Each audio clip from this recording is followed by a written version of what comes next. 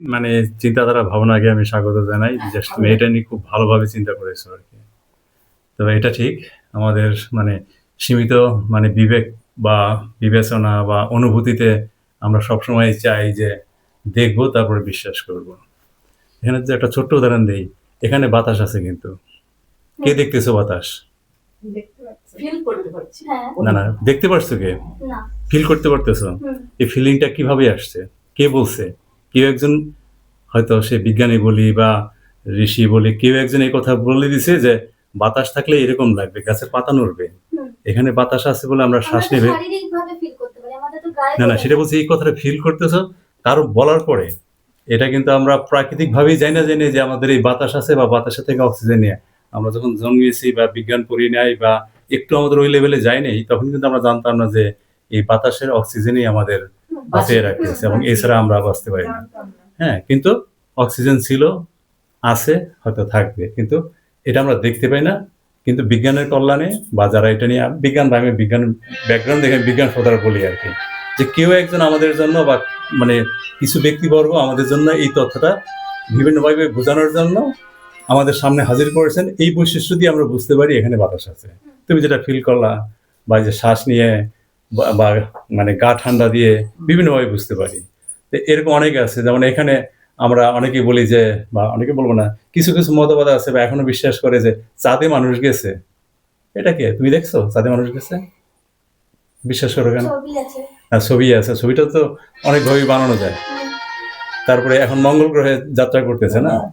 আকাশের নক্ষত্র কোন জায়গায় কি আছে এগুলি এখন অনেকটা ইয়ে তুমিও দেখো নাই, আমিও দেখি নাই। কিন্তু কেন বিশ্বাস করি? ব্যাপারটা হচ্ছে না ছবি হ্যাঁ, না তুমি সব ছবিও দেখো নাই।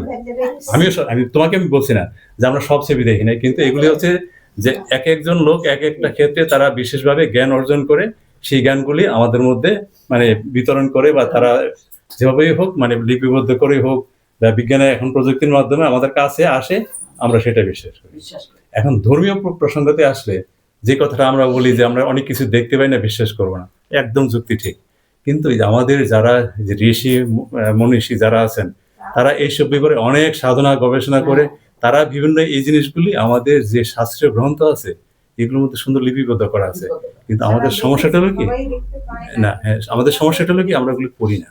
সেই যুগটা আমাদের ভালোই ব্যাপারটা হচ্ছে সে যে দেখেছে হ্যাঁ। ওটা সে তো কখনো এক্সপ্লেইন করে বলেনি না, আমাদের। সেটাই বলছি যে এই যে এক্সপ্লেইন করে বলে নেই এটি আমাদের মানে আমাদের ধর্মীয় পদ্ধতিতে এটি আমাদের এই আরকি মানে সীমাবদ্ধতা। কারণ তুমি তোমার হয়তো সৌভাগ্য তোমার বাবার কল্যাণে তুমি একটুখানি গীতা শোনো বা বিভিন্ন শাস্ত্রীয় আলোচনা হয়। কিন্তু কয় জায়গায় হয়? তোমার বন্ধু-বান্ধব কে এরকম শোনে? বা আমিও ছোটবেলা বলব যে আমি আমার শোনার সৌভাগ্য হয়নি। আমি যে তুমি যেটা বললা মা ঠাকুমারা যেটা দেখে আসছে, করে আসছে, ওইটাই শুনে আসছি। যে ওইভাবেই করছে। কিন্তু এতে করে যেটা আজকে প্রশ্ন আসছে যে ঈশ্বর আছে, সেটা দেখার বোঝানোর মতো ওই জ্ঞান বা ওই শাস্ত্র বা ওইভাবে আমাদের কেউ শেখানো হয় নাই। কিন্তু এখন যে জিনিস আমরা বিজ্ঞানের কল্যাণে না দেখেও বিশ্বাস করি, কিন্তু আমাদের সাধু মনীষী ঋষিরা মহামুনিরা যে জিনিসগুলি তারা সাধনা মানে যুগের পর যুগ করে তারা লিপিবদ্ধ করে গেছেন। তারা তো ওই বিশেষজ্ঞ। তাহলে তাদের বক্তব্যটা নিয়ে আমরা কেন প্রশ্ন করি?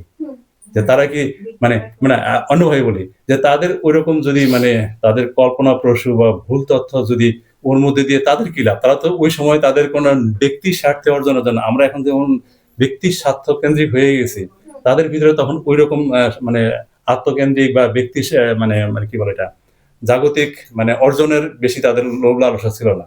তো তারা ঐরকম স্তরের তারা সাধনা করেছেন, অনেক জ্ঞান স্তর করছেন, জ্ঞান অর্জন করছেন এবং তুমি যেটা বলছো তারা দেখছে কিনা সেই তথ্য আমিও প্রমাণ করে বলতে পারবো না। কিন্তু তাদের যে তথ্যগুলি বলা আছে যে ওনারা অনেকটা রেফারেন্স বললেন যে তারা ওই ক্ষেত্রে বিশেষজ্ঞ। আজকে ক্যান্সারের চিকিৎসা হয়। এটা আমরা কেউ বিশ্বাস করতাম না। আগে কি যেন বলতো একটা যক্ষ্মা যার হয় কি যার হয় যক্ষ্মা তার নাই রক্ষা।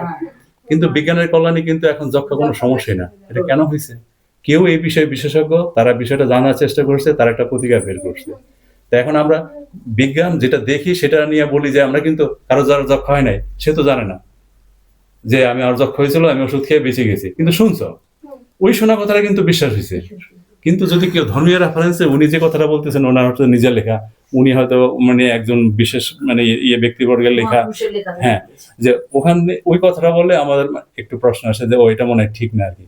কিন্তু এটার জন্য হলে আমাদের কি করতে হবে, এই যে এখন উত্তর প্রজন্মের ধর্মের সম্পর্কে যেগুলি আমাদের নিয়মিত মানে প্রাতিষ্ঠানিক শব্দটা আমি বলবো, প্রাতিষ্ঠানিক। প্রাতিষ্ঠানিক ওই শব্দটা প্রয়োগ করতেছে যে আমাদের শিখতে হবে। যেমন তুমি আজকে, আচ্ছা তোমার কথা বারবারই কেন বলি, যে কেউ আমরা আজকে 6-এ পড়ি, 7-এ পড়ি, আমাদের একটা মানে লেভেল আপ আমরা জ্ঞান অর্জন করি, তারপরে আমাদের আস্তে আস্তে উন্নতি হয়। আজকে হয়তো আমি একটা মানে সায়েন্টিফিক লেভেলে আছি বা আমি ইঞ্জিনিয়ার লেভেলে আছি, এরকম করে ওখানেও কিন্তু প্রাতিষ্ঠানিক ধর্মীয় শিক্ষার মধ্যে কিন্তু তারা আস্তে আস্তে যত পড়াশোনা করে বিভিন্ন মানে যারা গভীর জ্ঞানে মানে মানে তাদের আছে, তাদের কাছ থেকে শিখে তারা এই পর্যন্ত করে। কিন্তু এই ব্রাঞ্চটার মধ্যে ধর্মীয় বিষয়টাকে আমরা এতটাই গণ হিসাবে দেখি, ওখানে আমরা কোনো রকম মানে এফোর্ট দেই না।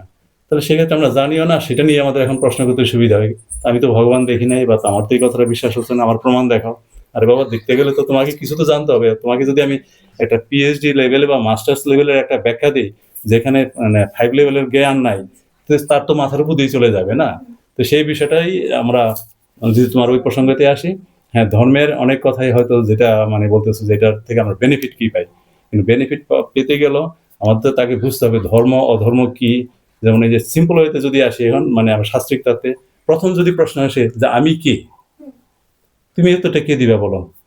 আমার নাম দেবো, পরিচয় দেবো। কিন্তু এটা মানে হয়তো জাগতিক অর্থে, কিন্তু এই যে জগতে আসলাম, ওনারা বললেন যে তুমিও আসো নাই, তোমার মা বাবা আনে নাই, তুমি জগতে আসছো, তা তোমার আসার একটা কারণ কি, তোমাকে কেন সৃষ্টি করা হয়েছে?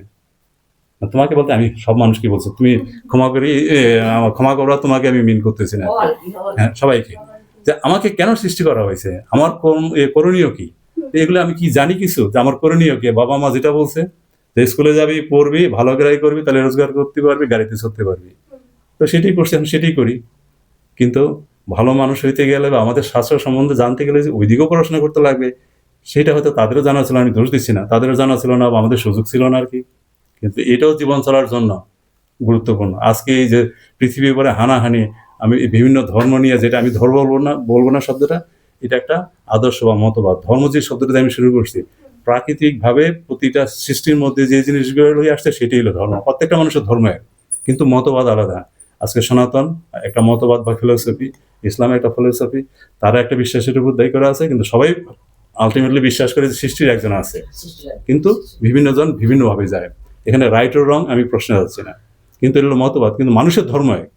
সেই ধর্মটা কি, সেগুলো এখন আমাদের জানতে হবে। যে সেটা কিভাবে জানবো, আমিও জানি না, কিন্তু আমি তো ধর্মীয় শাস্ত্রে এত সময় দিই নেই আর কি, যে সেগুলি আমাদের আগে জানলে যে এই এই আমার এগুলি ধর্ম, এগুলি আমার করণীয়, এগুলি করলেই আমি একটা পরিপূর্ণ মানুষ হিসাবে, যেটা আসতেছে ওই যেটা কি, এটা মানবিকতা, সেই যে যেই কর্মটা করলে জীবের কল্যাণ হবে, সেটি আমার কাছে মানবিকতা।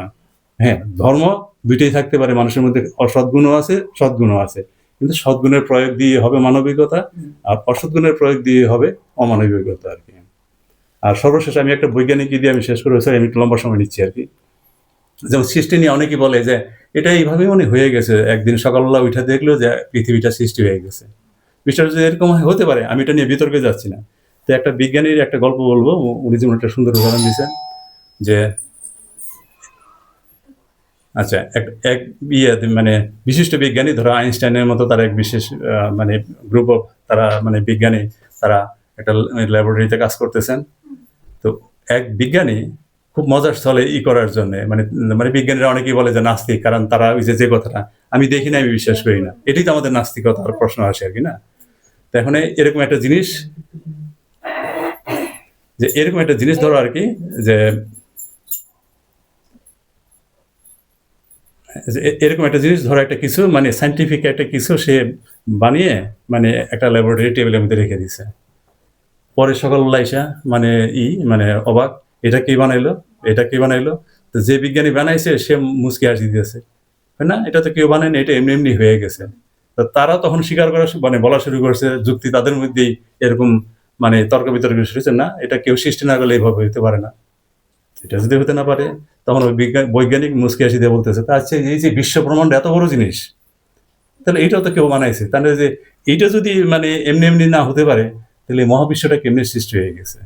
তো তারও একটা মানে স্রষ্টা আছে। তো সেখান থেকেই তাদের নাস্তিকতার থেকে মানে কি বলে আস্তিক যেটা বলি আমরা, ধর্মবিশ্বাসের এই কনসেপ্টটা উনি প্রমাণ করার চেষ্টা করছে আর কি। সরি আমি একটু বেশি সময় নিয়েছি, তো ধন্যবাদ আমাকে সুযোগ দেওয়ার জন্য। হ্যাঁ, একটু স্বার্থপরের মতো দু চার কথা বলিনি। একটা প্রসঙ্গ ধরে একটু যাই ছোট্ট করে, কোনো বিরোধিতা নয়, কথার কথা আলোচনায় যখন হচ্ছে তো অনেক রকমই হবে।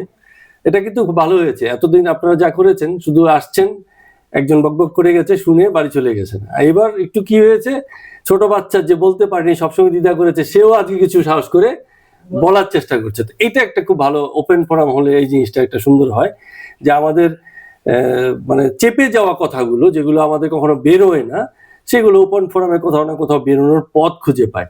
এটা একটা ভালো জায়গা। এবার মূল জায়গাটাতে আসি, সেটা হচ্ছে যে এই যে সৃষ্টির ব্যাপারে বলা হয়, এটা কিন্তু আমাদের সনাতনেরও ব্যাখ্যা, আমি রেফারেন্স এই মুহূর্তে দেবো না। সনাতন এভাবে দেখে যে জগৎ অ্যাকচুয়ালি সৃষ্টি না, যেটা অন্যান্য ধর্মের মধ্যে আছে, হ্যাঁ, কিন্তু সনাতন এটাকে দেখে রূপান্তর হিসেবে। খুব ভালো একটা উদাহরণ হিসেবে বলে যে যে এই যে জগৎ তৈরি হয়েছে, জগৎ ছিল একরকম আর এখন অন্যরকম হচ্ছে, মানে ক্রমাগত ব্যাপারটা হয় প্রসারিত হচ্ছে, প্রকাশিত হচ্ছে, রূপান্তরিত হচ্ছে। এবং আমাদের যে গীতার 2য় অধ্যায়, সেখানেও এই কথাগুলো আছে যে জগৎ বিকশিত রূপ মাত্র। ব্যাপারটা আমি একটুখানি ছোট্ট করে একটু বলি, যেন যে এই যে যেমন ব্যাপারটা যেন একটা উনুনাব, মানে হচ্ছে কি, এটা মাকড়সা বলা হয়। মাকড়সা কি করে, তার পেটের থেকেই একটা রস নির্গত করে, সেই রস নির্গত করে তারপরে কি হচ্ছে, জালটা তৈরি করে। এই জালটাকে সে কোথাও থেকে নিয়ে আসে না, এটা তার ইটসেলফ নিজের থেকেই এই জিনিসের মানে রূপান্তর ঘটে। সে তার বডির কোনো পার্টকে অন্য একটা পার্টে রূপান্তর করে, যেটাকে আমরা জাল হিসেবে দেখি। তো অন্যান্য ধর্মে এইরকম তত্ত্ব আছে যে একজন ঈশ্বরকেও তার ইচ্ছা হলো কি, জাদুকরী ক্ষমতা হলো, তিনি জগৎকে সৃষ্টি করলেন, মানুষকে সৃষ্টি করলেন, সবগুলো প্রাণীকে একে একে একে একে সৃষ্টি করলেন। কিন্তু এই তত্ত্বগুলো অনেকে আধুনিক বৈজ্ঞানিকেরাও বটে, প্লাস হচ্ছে আমাদের সনাতন উপনিষদেও এই জগৎকে রূপান্তর বলা হয়েছে, যে এটা কেবলমাত্র পরিবর্তিতই হচ্ছে, নতুন নতুন রূপ লাভ করেছে, কিন্তু এর মূল যে ফান্ডামেন্টাল যে জায়গাটা, মোট ভরেরও কোনো পরিবর্তন হয়নি, মোট শক্তিরও কোনো পরিবর্তন হয়নি। বিজ্ঞান প্লাস হচ্ছে সনাতন দুই কিন্তু এই তত্ত্বটাকে খুব সাপোর্ট করে। আর ওর একটা বিষয় যে জিনিসটা আমি বলবো, যে না দেখে কেন বিশ্বাস করব, খুব ভালো যুক্তি, কিন্তু আমি মনে করি যে প্রত্যেকেরই এই স্ট্যান্ড পয়েন্টে থাকা উচিত। কারণ না দেখে শুধু কথার উপরে যদি বিশ্বাস করে, তার মানে খুব চান্সেস আছে সে একসময় অন্ধবিশ্বাসী হয়ে যাবে, কারণ সে তো অবজার্ভ করে না, বিচার করে না। তো এই যে বিচারটা আগে জাগলো, যে আমি না দেখে বিশ্বাস করব না, আমাকে যুক্তি প্রমাণ দেখাতে হবে তবেই বিশ্বাস করব, এই বিচারটা যেন জগতে চলার পথে বরাবর থাকে।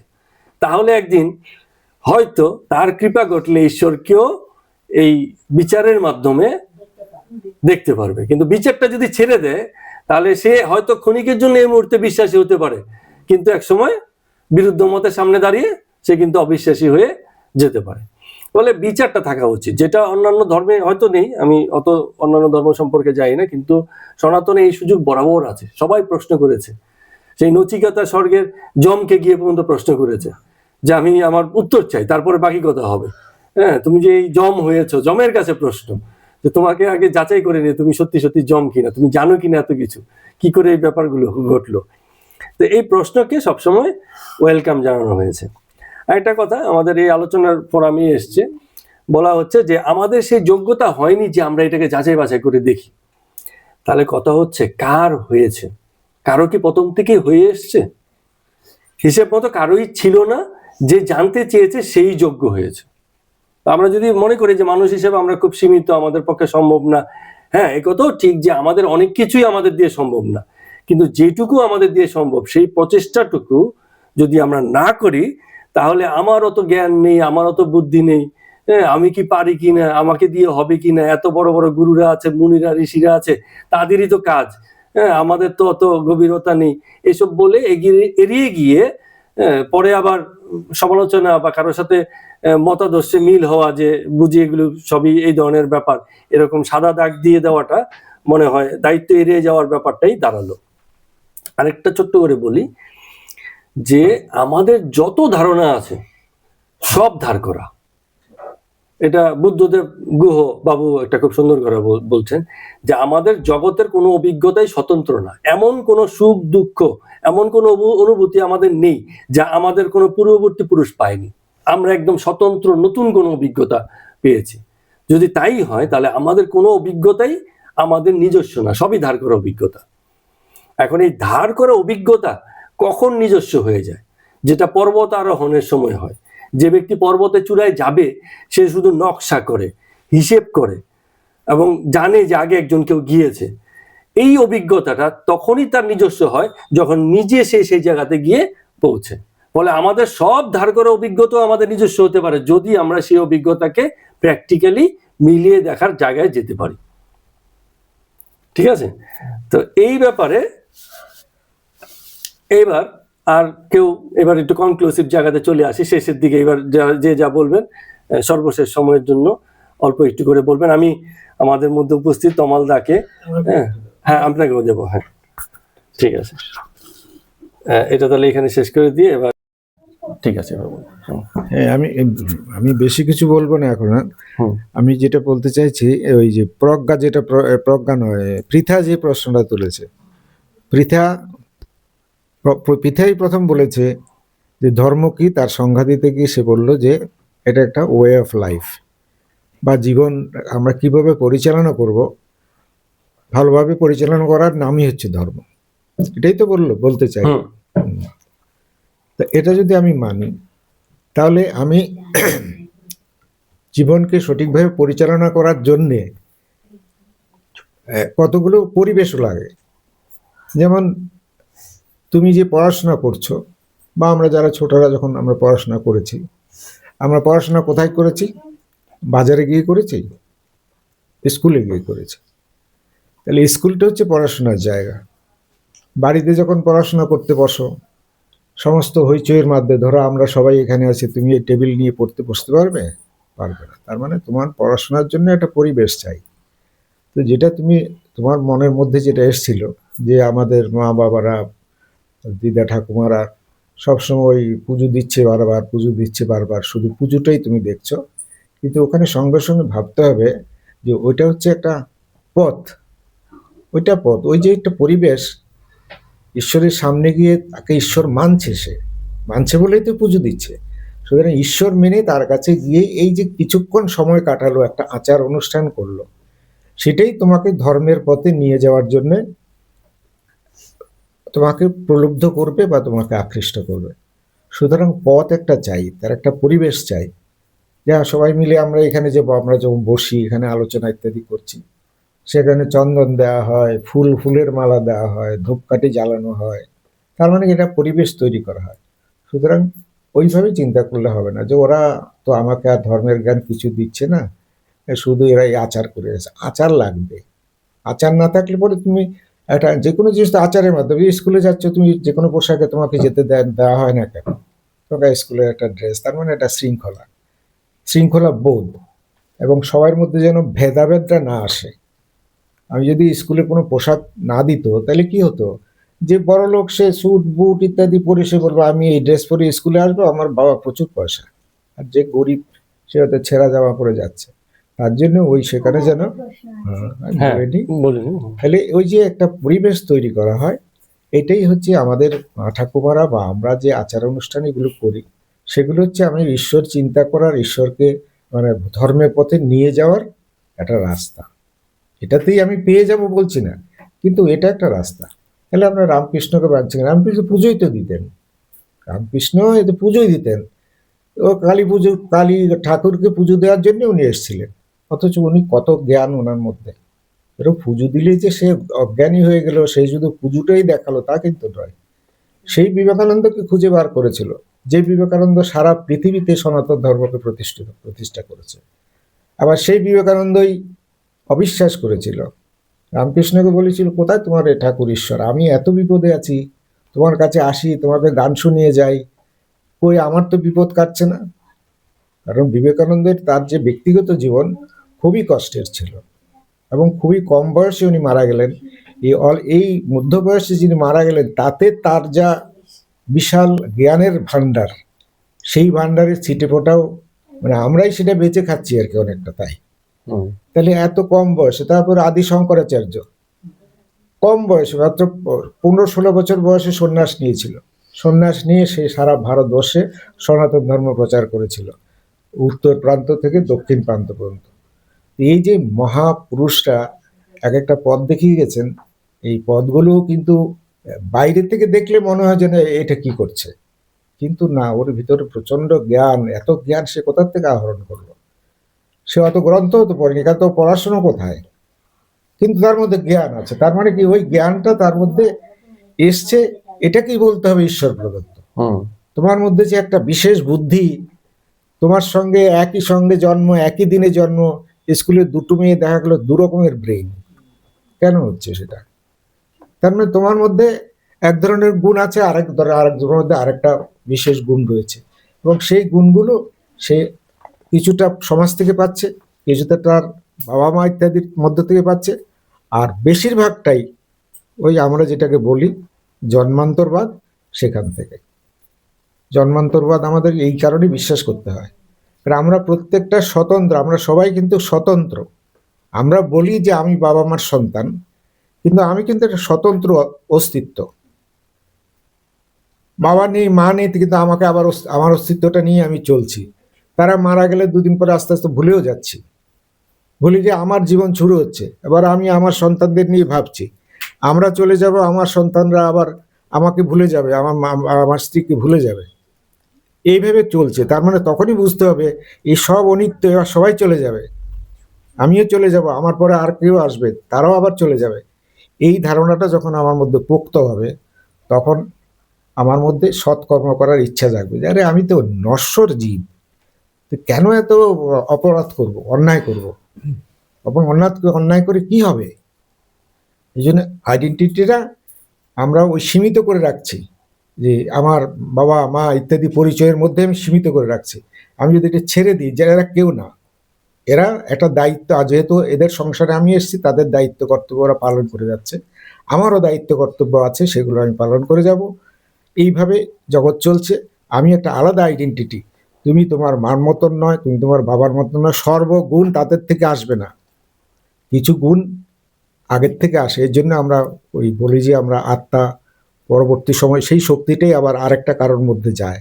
এই জন্য না দেখা যায় 5 বছর 6 বছরের বাচ্চা তবলা বাজাচ্ছে, ওস্তাদের সঙ্গে তবলা বাজাচ্ছে, 5-6 বছরে সেই ওস্তাদের মতো হবে কি করে? যেই ওস্তাদটা 20-25 বছর প্র্যাকটিস করতে করতে তার ওস্তাদি এসছে, 4-5 বছরের বাচ্চাটা সে তবলা বাজাচ্ছে তার সঙ্গে, বাঁশি বাজাচ্ছে তার সঙ্গে। তার মানে এই গুণটা সে কোথার থেকে এনেছে? তার আগের থেকেই ও গুণটা ছিল তার মধ্যে, বীজের মতন। তোমার ঠাকুমা এখানে সিমের গাছ লাগিয়েছে, তো সিমের গাছগুলো সিম থেকে, সিমের বিচিটা থেকেই তো হচ্ছে। তো এই পাতা হচ্ছে, লতা হচ্ছে, আবার নতুন করে সিম হচ্ছে, এই সবকিছু কোথায় লুকিয়েছিল? ওই সিমটার মধ্যেই লুকিয়ে আছে। একটা বীজই ছিল। এটা যখন আমি দেখছি, আমি জানতে পেরেছি বলে আমি জানি যে এটাতে সিম গাছ হবে। আমি যদি বলি যে এগুলো কিচ্ছু আমি জানতাম না, আমি কি বিশ্বাস করতে পারতাম যে এই সিমের থেকে এত বড় গাছ হয়, আরো এত শয়ে শয়ে সিম তৈরি হবে? তারপরে ওই বীজটুকুর মধ্যে সব কিছু রয়েছে, তার কি রং হবে, তার কি স্বাদ হবে, সব এর মধ্যে রয়েছে। এবার বলতে হবে যে এ কি করে এত বিকাশ ওর ঘটলো, সব কিছু সে আবার আনুষঙ্গিক নিচ্ছে, এই পৃথিবী থেকে নিচ্ছে, সে অক্সিজেন নিচ্ছে, কার্বন ডাইঅক্সাইড নিচ্ছে, অক্সিজেন ছাড়ছে, ক্লোরোফিল তৈরি করছে। এই যে ব্যাপারগুলো সে সৃষ্টি থেকে নিচ্ছে, মানে সৃষ্টি বলতে কি বিশ্ব থেকে নিচ্ছে, এনভায়রনমেন্ট থেকে নিচ্ছে, কিন্তু তার মধ্যে সে শক্তিটা তো ছিল। তো শক্তি কোথায় আছে? একেবারে ক্ষুদ্রতে রয়েছে। আমাদের প্রত্যেকের সৃষ্টিক্ষেত্র তাই। তুমি পরিবর্তন হয়ে গেছো, আমি পরিবর্তন হয়ে গেছি, তা আমি তো এক নেই। শোষণ শিশু ছিলাম, আরো আগে সব কোনো বোধ বুদ্ধি ছিল না, আস্তে আস্তে বোধ হচ্ছে, বড় হচ্ছি, তার মানে পরিবর্তন হচ্ছে। আর এই ধর্মের পথে বা আধ্যাত্মিক জ্ঞানের পথে ওইগুলো হচ্ছে একটা আচার অনুষ্ঠানটা জরুরি, এই কারণে যে আমাকে মনটাকে ওই জায়গায় নিয়ে আসা। আমি সেই পরিবেশ না পেলে তো হবে না। তোমার শিক্ষা যেমন তোমার শিক্ষার পরিবেশে না গেলে হবে না, সেটা ধর্ম তার ধার্মিক পরিবেশে না গেলে হবে না। এটা আমার বলার ছিল আর কি। হুম, এটা বন্ধ করে দিই। বলে এত বড় গুরু দায়িত্ব নেওয়ার ক্ষমতা আমার নেই, আমার ধৃষ্টতাও নিয়ে এত বড়। হ্যাঁ। তবে হ্যাঁ, উনি বলে দিয়েছেন, তার সম্মান রক্ষার্থে আমি বলছি, দিলীপ দ্বারা যথেষ্ট বুঝেছেন, যথেষ্ট উপলব্ধি করেছেন, অনেক কিছু বলেছেন। আবার প্রত্যেকের দৃষ্টিভঙ্গি দিয়ে আমরা বিচার করেছি, যারা বলেননি তাদেরও দৃষ্টিভঙ্গি কিছু আছে, ফাঁকি দিয়েছেন তারা হয়তো আজকে, হ্যাঁ। বলেননি। প্রত্যেকে আমাদেরকে বঞ্চিত করেছেন, যারা বলেননি। কথা হচ্ছে আমার ভাবনার সঙ্গে ওনার ভাবনার যদি মিলে যায় তখন আমার ভীষণ ভালো লাগে, কিন্তু যখনই বিরূপ হয় আমার বেটা স্বাভাবিক নিয়ম। আর ওই যে পৃথা যেটা বলছে, ও যেটা এই বয়সে বললো, আমি তো স্বপ্নেও কোনোদিন ভাবতে পারিনি ও বয়সে আমি এতটা অ্যানালাইজ করতে পেরেছি, এই জায়গায় ছিলাম না কোনোদিন। আমি এই উপলব্ধিগুলো এসছে যথেষ্ট বয়সে, অনেক দেরিতে। তো আজকে ওরা যেটা বলছে অনেক আগে এগিয়ে গিয়ে বলছে, অনেকটা এগিয়ে। তো এখানে না বিশ্বাস এমন একটা জিনিস আমার মনে হয়, যেটা বলে, আমি বড় বড় কথা বলে লাভ নেই, আমার নিজের দাম্পত্য জীবনে কতটা কে কাকে বিশ্বাস রাখতে পেরেছি আমার নিজের জানা নেই। তবু বলছি আধ্যাত্মিক জীবনে বিশ্বাসটা এমনই জিনিস, এটাকে না চাপিয়ে দেওয়ার ব্যাপার নেই। ও বিশ্বাস করে না, আমি জোর করে এই না বিশ্বাস করতে হবে এরকম করে করানো সম্ভব না। সময়, একটু অপেক্ষা, সময়ের অপেক্ষা করা ছাড়া কিচ্ছু করা, তুমিই পাল্টাবে। তুমি আজ যে কথা বলছো আগামী 10 বছর পরে তুমি সে কথা বলবে না। আমি করেছি, আমি নিজে হয়েছি, তাই বলছি। আমি আজ যেটুকু উপলব্ধি আমার এই বুড়ো বয়সে হয়েছে, সেটা কিন্তু তোমাদের বয়সে তো স্বপ্নেও ভাবিনি, আগেও ছিল না। হ্যাঁ, কিন্তু যত বয়স বাড়লো আমার উপলব্ধি, এটা কিন্তু বিশ্বাস জিনিসটা উপলব্ধির ব্যাপার, দেখাবে না, ওই চ্যালেঞ্জ করার ব্যাপার নেই। তুমি দেখাও ঈশ্বরকে, না এই দেখার জিনিস নয়। আজকে দুনিয়াতে কজন ঈশ্বরকে দেখেছে? ইসলাম ধর্মাবলম্বী যারা, তাতে কজন ঈশ্বরকে দেখেছে, আল্লাহকে দেখেছে? দেখেনি। তফাৎটা একটা হয় কি জানো, আমার যেটা মনে হয়, আমরা নিরাকার কল্পনা করি কিন্তু পুজো করি আকার। অদ্ভুত বিভ্রান্তি। কল্পনা নিরাকার, পুজো কিছুতেই নিরাকারে করতে পারি না। আমরা আকার চাই, হয় লক্ষ্মীকে চাই, নয় সরস্বতীকে চাই, নয় অমুকের নায়িকার মতন মুখ চাই, নয় তার মতন মুখ চাই, ঠাকুর পছন্দ করতে চাই। এইরকম নাটক কেন? আমাদের ধর্মে আড়ম্বর বেশি, আচরণ কম, অনুসরণটা কম, ভীষণ আড়ম্বর। এই আড়ম্বরের বাহ্যিকতা যদি বাড়াবাড়ি যদি বন্ধ না হয়, আমাদের ধর্ম কোনো দিন জায়গায় পৌঁছবে না। ওই আলোচনাই থাকবে, কিন্তু সঠিক প্রয়োগ হবে না।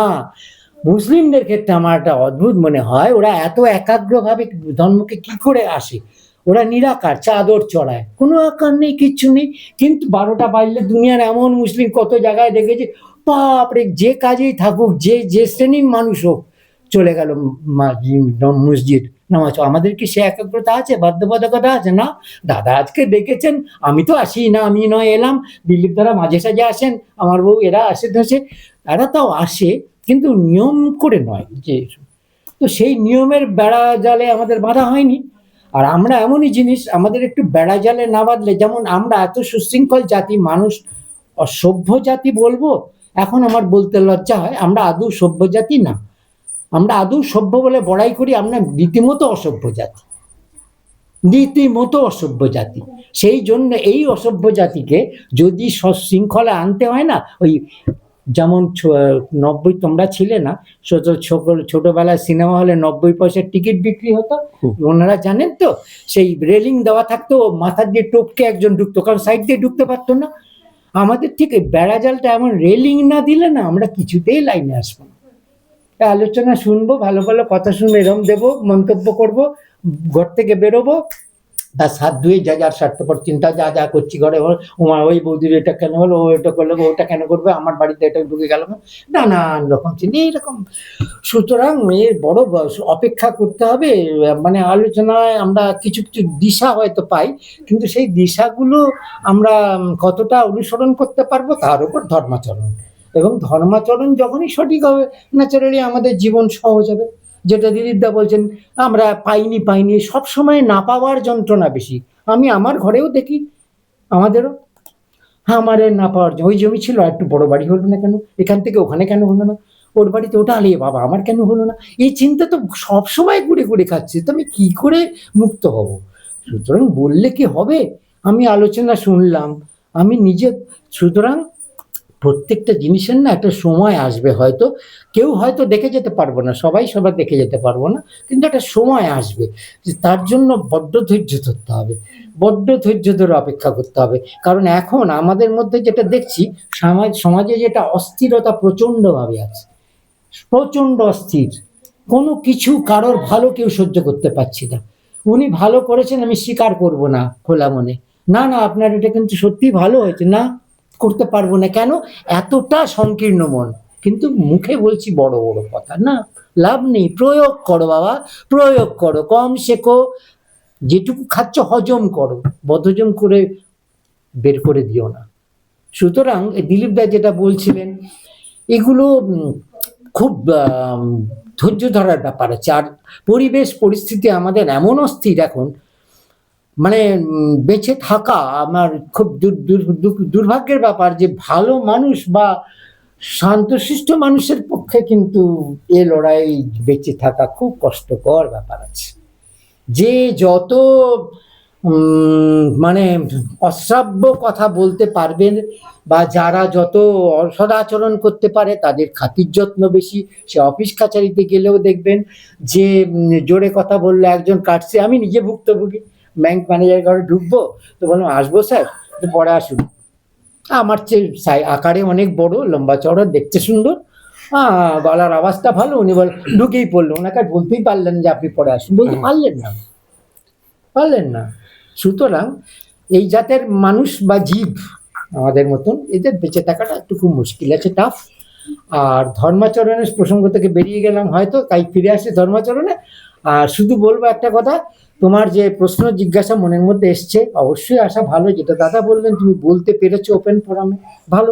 মাঝে মাঝে এগুলো করলে তো বলতে পারছো, তার দাদাদের অনেক অভিজ্ঞতা শেয়ার হচ্ছে, তাতে তার থেকে কিছু জানছো তুমি। হ্যাঁ, কি নেবে না নেবে বলে দেওয়ার দরকার নেই, যখন সময় হবে তুমি ঠিক নেবে, আর যদি না নেওয়ার তুমি নেবে না। আমি বলে কাউকে করা যায় না, আমি নিজে পারিনি, আমার বাবা মা আমাকে যা বলেছিল আমি কি তা শুনেছিলাম? তা শুনিনি, অনেক গলতি ছিল। তো সুতরাং আমি কাউকে সেটা বলছি না। তবে কথা হচ্ছে যত তাড়াতাড়ি জিনিসগুলোকে আমরা নিতে পারি বোধহয় তত তাড়াতাড়ি সব জিনিসটা ভালো হবে, এই আর কি, এটুকুই বলি আর কি। হ্যাঁ, ধন্যবাদ।